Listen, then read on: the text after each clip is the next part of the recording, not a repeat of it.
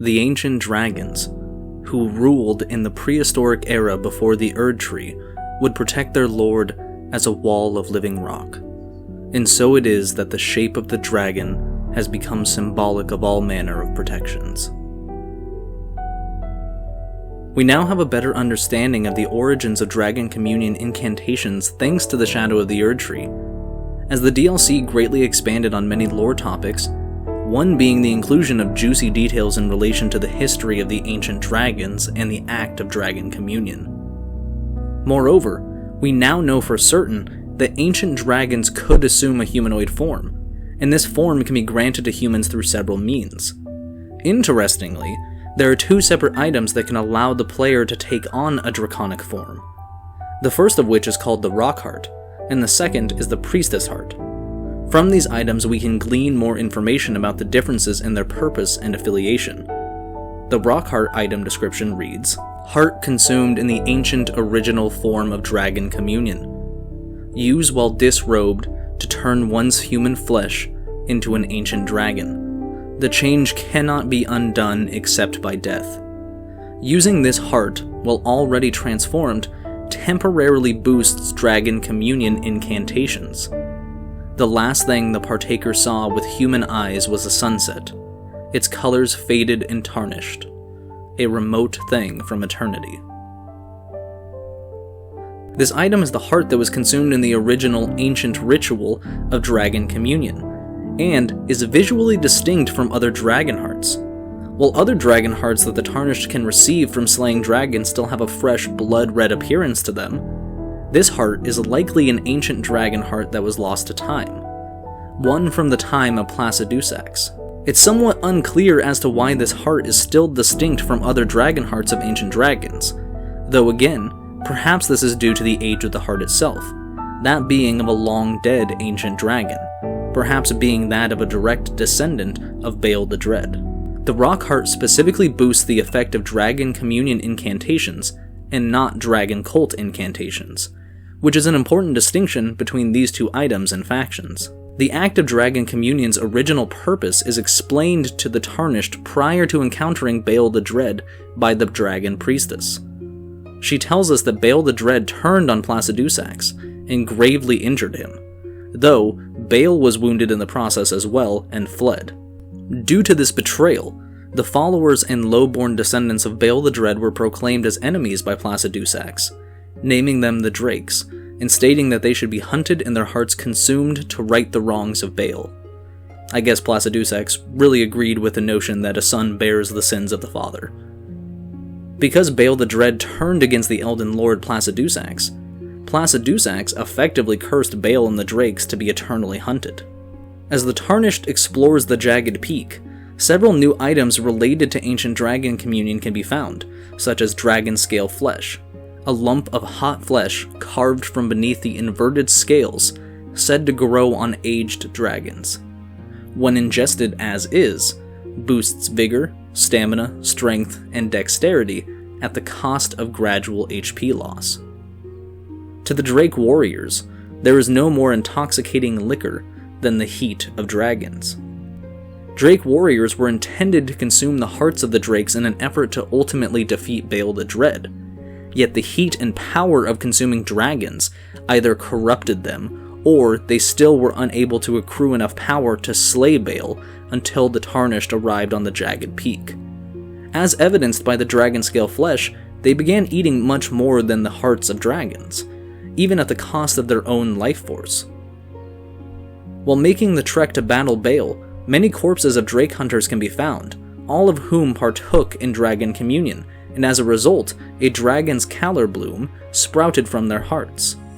The description of the item reads, "Flower with an uncanny shape, coursing with hot blood, material used for crafting items, exceedingly rare to find.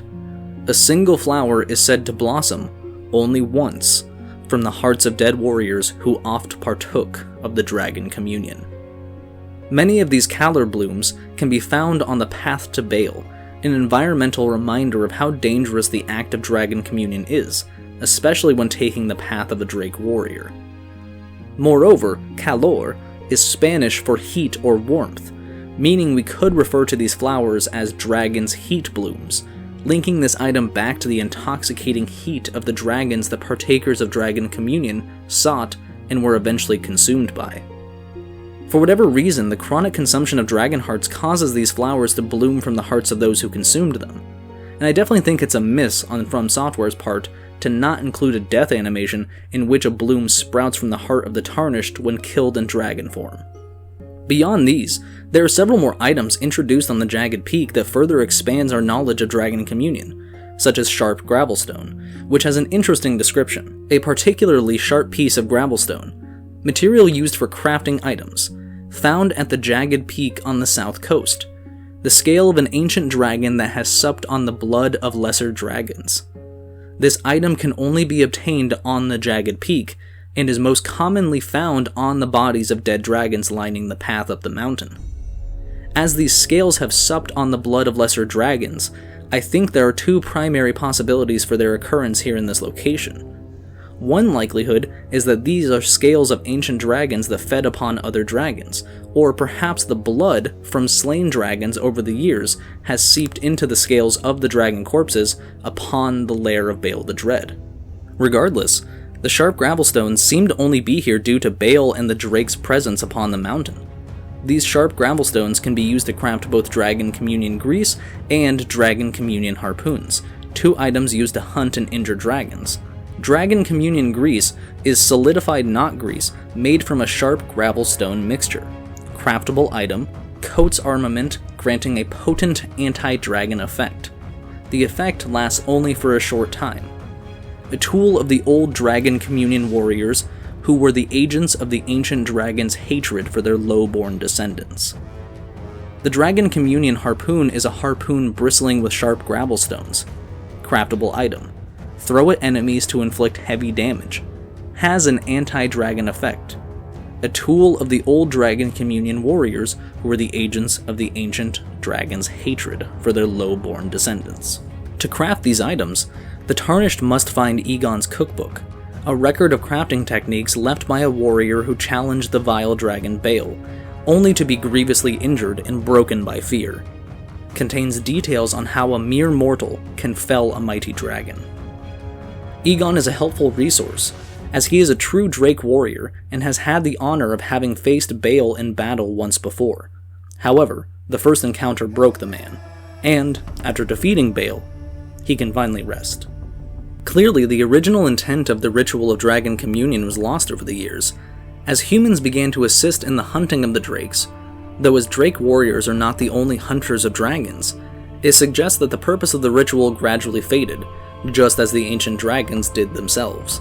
The world slowly came to be inhabited by other beings, and with Placidusax severely injured, the age of the ancient dragons inevitably came to an end. Modern dragons in the lands between are smaller, weaker, and don't live as long as ancient dragons, and it would stand to reason that recent partakers of Dragon Communion have become worms instead of ancient dragons, as they don't have easy access to ancient dragons, as they are few and far between. Thus, recent Dragon Communion rituals have resulted in lesser draconic beings that are flightless and bereft of rational thought. Ancient dragons were highly intelligent beings that crafted an entire society around them, whereas modern dragons are much more akin to wild animals that simply roam the wild and attack people and animals as they see fit. The Tarnished, however, can search the Jagged Peak in the Shadow Realm to discover the Rockheart and become an ancient dragon as the partakers of old did. However, this form is permanent and can only be undone by death. Thus, the ancient partakers of Dragon Communion truly became dragons, whereas modern partakers of Dragon Communion continue to seek the power, yet not understanding the full scope of how Dragon Communion is meant to work, or its original intent to simply devour the hearts of the drakes, and not indiscriminately. Modern Dragon Communion does not discriminate between modern or ancient dragons, nor between drakes and non-drakes, and this has led to a perverted form of the ritual that only results in magma worm transformations. The Priestess Heart, on the other hand, is distinct from the Rockheart, as this item specifically boosts Dragon Cult incantations.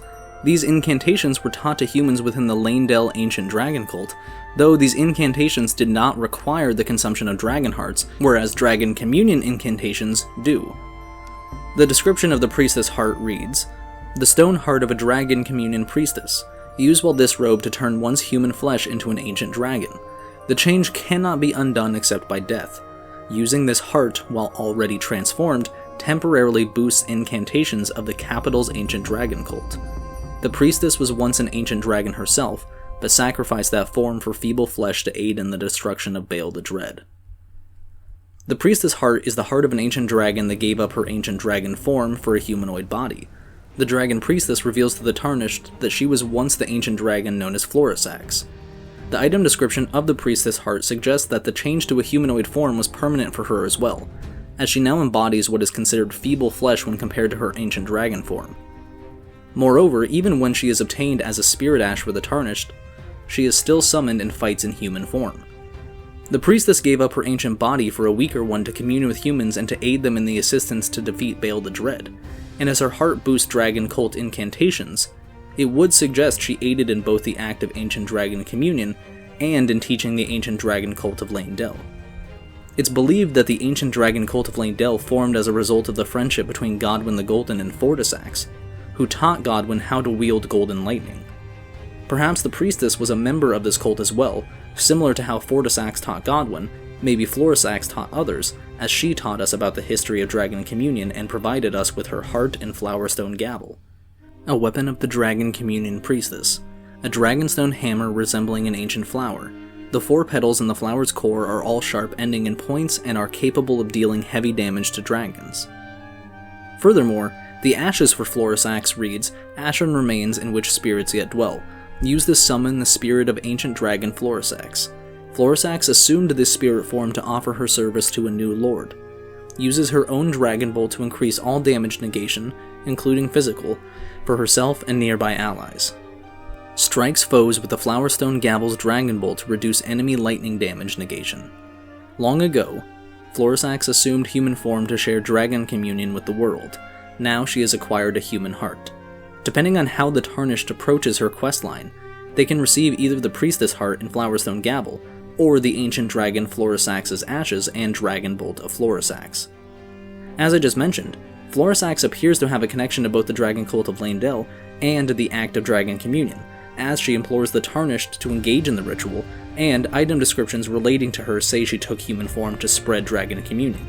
Yet, her heart and the dragon bolt of Florisax incantation are related directly to the dragon cult, suggesting there to have been more overlap between these factions than I had originally thought. Not only did ancient dragons like Florisax assume human form to spread the ritual dragon communion, they also were known to teach particular humans powerful lightning-based incantations.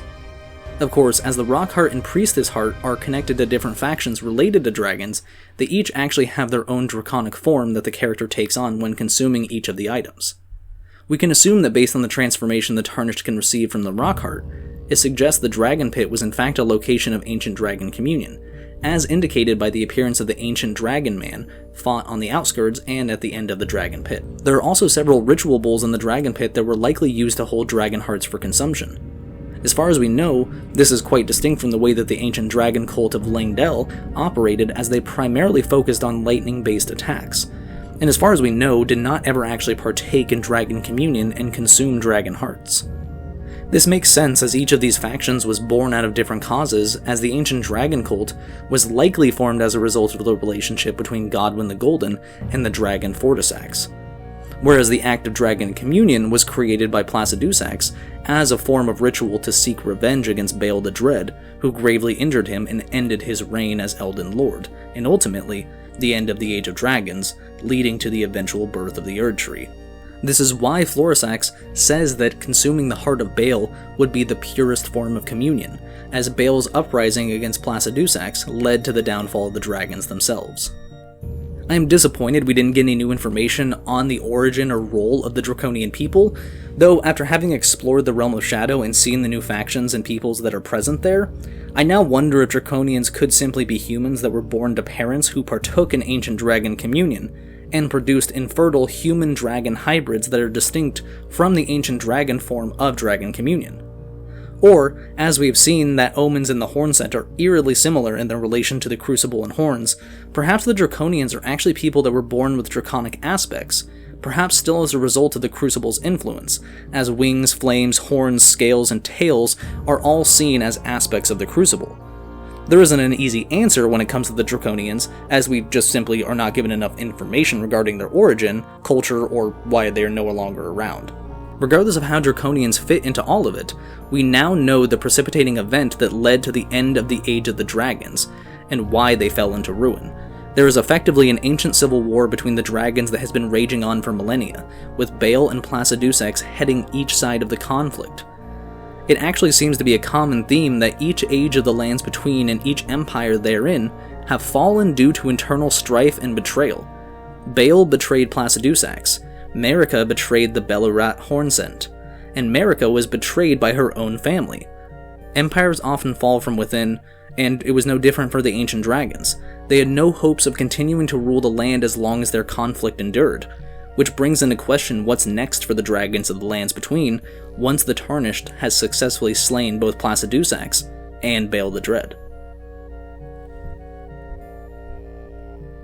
Thank you so much for watching. I hope you enjoyed it. What are some other Elden Ring topics I should cover in the future? Go ahead and let me know in the comments. I'd love to continue exploring Elden Ring and Shadow of the Erdtree DLC, so just go ahead and let me know what you'd like to see from me going forward in the future. And as a quick note before I sign off, I did recently break my arm and had major surgery just this last week. And I've been unable to work for about a month now, and I would greatly appreciate it if you'd be willing to like the video and subscribe to the channel if you haven't done so yet. I broke my dominant arm, so even playing games or making videos has been difficult lately, though I'm excited to use this recovery time to bring you all as many videos as I possibly can. But anyway, thank you so much for sticking around, and I'll be talking to you soon.